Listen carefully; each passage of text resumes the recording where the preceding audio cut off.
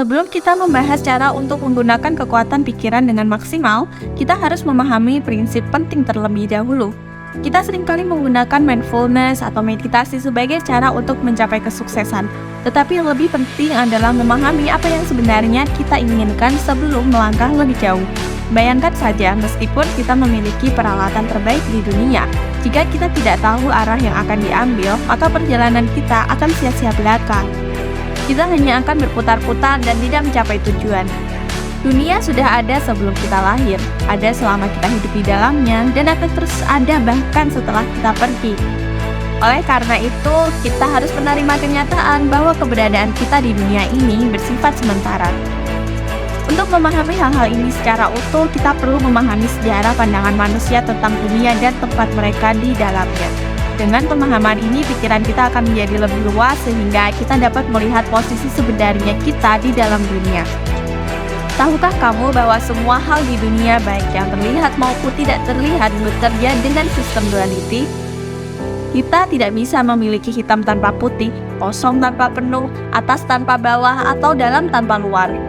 Konsep duality ini bukanlah latihan pikiran yang kosong dan dangkal, melainkan sesuatu yang fundamental dan memberikan arti serta kekuatan dalam hidup. Pandangan yang pertama ada dari filosofi Yunani, di mana filsafat mereka bersifat biner, laki-laki dan perempuan, baik dan jahat, terang dan gelap, dan seterusnya. Meskipun begitu, filosofi Yunani ini kurang tepat. Mereka hanya fokus pada hal-hal positif, pada materi yang mengabaikan antimateri, cahaya yang mengabaikan kegelapan, dan mereka menghilangkan sebagian besar kekuatan dari dualitas. Sebenarnya, pola pikir Barat secara historis melihat sisi lain dari persamaan-persamaan ini sebagai mencurigakan, lemah, atau tidak dapat dipercaya. Ada kecenderungan untuk merayakan sisi maskulin dari kepribadian, tetapi meremehkan sisi feminin. Nilai cahaya dihargai, tetapi kegelapan seringkali ditakuti. Maka dari itu, kita perlu menyadari bagaimana pola pikir kita bekerja dan memahami bahwa menghargai kedua sisi dari dualitas akan memberikan kekuatan yang lebih besar dalam hidup kita. Yin dan Yang membuat alam semesta berputar. Berbeda dengan pola pikir Yunani yang hitam dan putih, terdapat pandangan lainnya yang bisa merujuk pada gagasan Cina mengenai Yin dan Yang. Melihat pada simbol Yin dan Yang, jelas bahwa simbol ini mengakui sifat biner dari realitas. Namun, yang membedakan orang Barat dan orang Cina adalah pandangan mereka pada nilai yang sama dari setiap sisinya. Orang Cina memahami bahwa penuh tidak memiliki arti tanpa kenyataan pelengkap dari kosong atau ketiadaan. Sebuah contoh nyata dapat dilihat dari Tao Te Ching, kitab suci utama Taoisme yang menekankan pentingnya lubang kosong di dalam pot.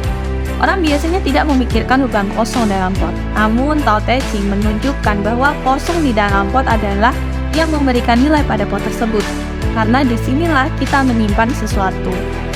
Pot yang solid tanpa lubang di tengahnya sama sekali tidak berguna. Dalam hal ini, ketiadaan memberikan nilai pada kehidupan. Ini adalah sesuatu yang dipahami orang Cina.